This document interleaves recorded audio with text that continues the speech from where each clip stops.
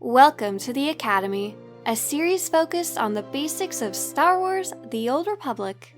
The All-Worlds Ultimate Swoop Rally, better known as the Swoop Event, is a limited-time event running in Star Wars: The Old Republic based on swoop racing, a minigame that was first introduced in the Knights of the Old Republic game.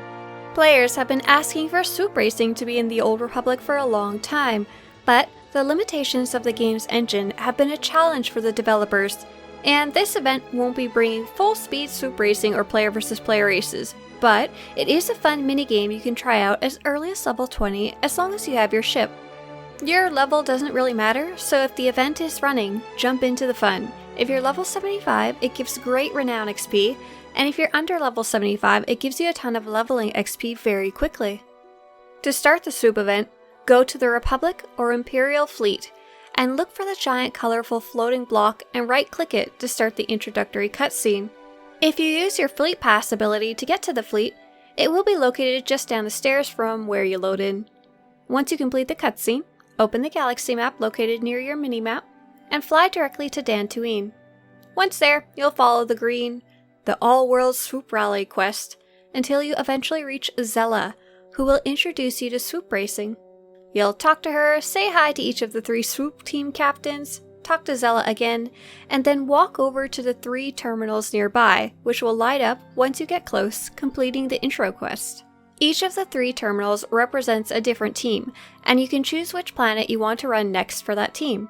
To start off, pick up a Dantooine quest from any of the 3 terminals. There's a total of 9 quests you can do per day, but you can only pick up 1 quest per planet at a time. Each team has different objectives, but runs on the same track, and there's currently 3 different tracks which are located on Dantooine, Tatooine, and Onderon. The Blatant Beck team missions focus on setting off fireworks and blowing up canisters, the Pit Screamers team focuses on doing tricks, and the Horizon Razors team focuses on capturing speed boosts. Each of the 9 daily swoop racing missions rewards you with credits, XP, a medium blue reputation item for that team, and 15 reward tokens for the team that mission is tied to. Once picked up, each mission also has a quick travel button near the quest panel that will allow you to teleport directly to where the swoop race starts on the different planets, so when you're ready to start the next planet, you don't need to waste time flying there on your ship. There's a second terminal on the Swoop Bikes platform that has weekly quests for each team, and a general weekly quest which becomes available after you complete the intro quest. The team weeklies reward you with credits, XP, and a purple reputation item, and 100 reward tokens, and require that you run that team's course 3 times, which lines up with doing their course once on each planet. The 4th quest on this terminal, called Swoop Rally Champion, requires that you run a total of any 6 courses, and rewards you with credits, XP, and a large purple reputation item for a team of your choice. You can easily complete each of the courses on each planet in one play session, so make sure to pick up all the daily and weekly quests before you get on your swoop bike. While you can only complete these quests once per day, or once per character, you can also hop on to a second character or third character and run them again. You just need a spacebar through the intro cutscenes again for each character. Reputation is a way of gaining favor with different groups across the galaxy by completing quests for them. As you level up your reputation rank, more rewards for that reputation track become available. For the swoop event, there's 3 different reputation tracks, 1 for each of the teams. By using multiple characters, you won't be limited to how many races you run, or to how many tokens you earn, but you will still be gated by how many reputation points you can earn. You can only earn a hard limit of about 10,000 give or take reputation points for each faction in a week. This time gating mechanism means you'll only be able to earn up to the friend rank the first time you run the event, by running all 9 tracks with the weeklies across about 3 characters if you're a subscriber, or double that if you're preferred or free to play. If you earn over that limit, then keep doing reputation quests and completing swoop races. Instead of getting more reputation points, you'll get the reputation items which can be consumed from your inventory in future weeks, so if you get any of these, just hold on to them until the weekly timer resets. Unfortunately, even if you earned a ton of reputation items to stockpile for future weeks, the vendors where you buy rewards and the NPCs you can do story with disappear after the event is over, so you'll still have to wait until the next event to buy your rewards or continue your reputation stories. If you only have a short amount of time to play, I recommend playing all 9 tracks on one character, which takes 20 to 30 minutes for an average player. If you have more time, I recommend running the event on a total of 3 characters total during the week-long event if you're a subscriber, or double that if you're free to play and preferred, to reach the friend rank and unlock more rewards. If you have a lot of time, you can technically run the event as many times as you have characters and earn enough reputation items to complete the entire reputation track in one event, but I don't really recommend this as it's way too grindy and really doesn't sound very fun. You can see your reputation by pressing Y on your keyboard, or hovering over the symbol of a person on the menu. The Swoop Event reputation is split up between the 3 Swoop teams, each with their own track and rewards.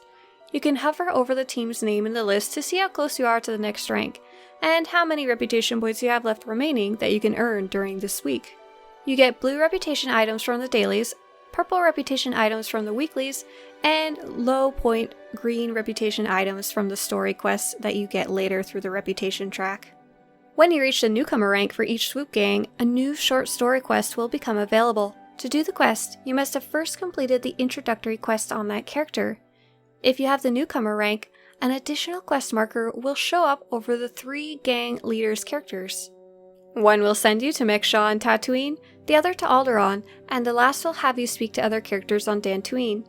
These little side quests reward you with credits, XP, a green reputation item for that faction, and 20 reward tokens for that faction. These quests seem to be one time only, and there's no new quest at the friend rank. I believe there may be more story unlocked through the reputation track as you move up it, but I've only gotten to the friend rank so far. Once you've picked up your daily and weekly missions, walk over to the Swoop bike platform and right-click the glowing blue bike. When you first hop on the bike, it will be very slow as you have not started the race yet. The Swoop bike moves automatically, so you don't need to use WASD or to hold down the mouse button to move forward like you do in the normal game. To steer, hold down your right mouse button and drag your mouse so your Swoop bike is aimed in the direction you want to go. You don't need to continuously aim your mouse or hold down any mouse buttons except to change directions. To look around without changing directions, hold down your left mouse button and drag your mouse in the direction you want to look. In addition to these super simple movement effects, you also have Swoop bike abilities. If you're finding the bike is moving too fast, you can press the 2 key to put it in slow gear, so if your bike is suddenly going very slow and you're not sure why, make sure that second ability is not lit up. Your 1 key will give you a temporary speed boost, and you can spam the 1 key once every 8 seconds or so to boost your speed. Your 0 key will dismount you from the bike and end the race. Your other abilities will change depending on the Swoop team you're currently racing for. So now let's go over the 3 different types of tracks when it comes to the Swoop teams. The blatant Becks are impressed by blowing things up. You'll have 2 main objectives on their course. Use the 3 key to aim your explosives at the flammable red canisters around the course, and your 4 key to explode any fireworks displays around the course. To destroy the targets, when you see a pile of red barrels with a red arrow over it, press your 3 key, then use your mouse to aim on the red barrels, then lastly left click to launch the explosives. You don't have to be extremely accurate and hit the canisters perfectly with the green circle, but you can't miss entirely. Your range for the explosives is also really far, so you can hit targets far ahead of you on the track, or you can hit targets above or below you without having to move your bike or stop your bike. For the fireworks, anytime you see the orange circle indicating fireworks, usually near the stands of adoring fans, press the 4 key to ignite them. You don't even need to see them, as far as I can tell, just be within range of 1 to set it off. So you can spend your time focusing on maneuvering and hitting the red canister targets, and sometimes even hit fireworks after you've already passed them. Another useful thing to know is you do not need to hit every red explosive barrel and firework. Each course has a set number you need to hit to complete the course, and it's usually far fewer than the total available on the whole track. There's also a bonus to hit most of the red canisters, but you only get extra credits and XP for doing that. If you're struggling to hit the required number of canisters and fireworks before you reach the finish line, you can actually go backwards in the race and find some to explode as they'll respawn over time. If you're really struggling and feeling like you especially don't want to try and track down these things set on fire, you can just sit at the firework and canisters and wait for them to respawn after you ignite them. You technically don't even have to wait for it to respawn and can continue aiming your explosives at the already burnt out canister pile. Remember, you do not need to finish the race under the time limit to complete it. You just need to destroy enough red canisters and fireworks and then complete the race. This is a really common misconception. A lot of players think you need to finish the race within the time limit. You do not. You just get slightly more credits and XP if you do it within the time limit. The Horizon Razors team are impressed by speed-based racing. On the Horizon Razors track, you'll have two objectives: collect orbs and hit speed boosts. The speed boosts are green rectangles on the ground. You just need to drive over them. The speed orbs are floating blue electric orbs, and you can fly into them to collect them. The speed boosts are really simple. There's tons of them all over the track, and you don't need to try and get them all. The turbo orbs are more interesting. To complete the course, you just need to collect a certain amount of turbo orbs without worrying about what they do. But if you enjoy going fast, every time you collect 3 orbs, you can use your 3 key to gain an extra speed boost. The trick is that you can't just collect 3 orbs and use the ability. Instead, when you collect an orb, a 5-second timer is started, which you can see in your ability buffs as a small red orb icon near your character's portrait, ticking down over time. When it runs out of time, the buff will disappear, and it will be as if you never picked up an orb for the speed boost. However, if you pick up a second orb within another 5 seconds, then a third orb 5 seconds after that, you can then use your 3 key speed boost within the next 3 seconds. You can see how close the timer is to running out by how far down the line moving across the buff is, and you can also see how many orbs you have collected by the tiny number on the buff. When you see you have 3 orbs, press 3 for an extra speed boost, and don't forget to also use your free 1 key speed boost the rest of the time. While there aren't any points for going on the big jumps, many of the orbs are hidden at the top of the jumps, and you get extra credits and XP if you complete the bonus mission to collect extra orbs.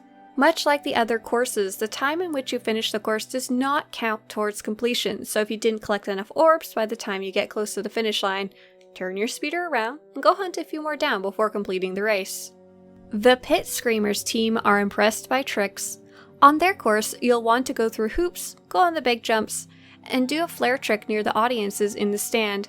The hoops are easy, go through them when you see them, and there's way more on the track than you need to complete the course. If you go through almost all of them, you'll complete the bonus quest, which gives you extra XP and credits. The jumps you should find pretty naturally along the race, although they're not marked in any specific way like the other objectives. You should be able to find them by looking for giant ramps pointing upwards along the main racetrack. Lastly, when you see audiences in the stand, press the 3 key. This will activate your flare, and you'll show off for the audience. The audiences have an orange circle floating over them, much like the fireworks do in the other courses, but the circle tends to blend in sometimes, so just look for the actual stands and use your flare. You just need to be nearby, and you don't need to be facing the audience at all. If you don't manage to find enough jumps, audiences, or hoops by the time you get close to the finish line, just like the other courses, you can turn around and go find some before you pass the finish line to complete the course. Each of the courses also comes with a bonus mission to perform it under a certain amount of time.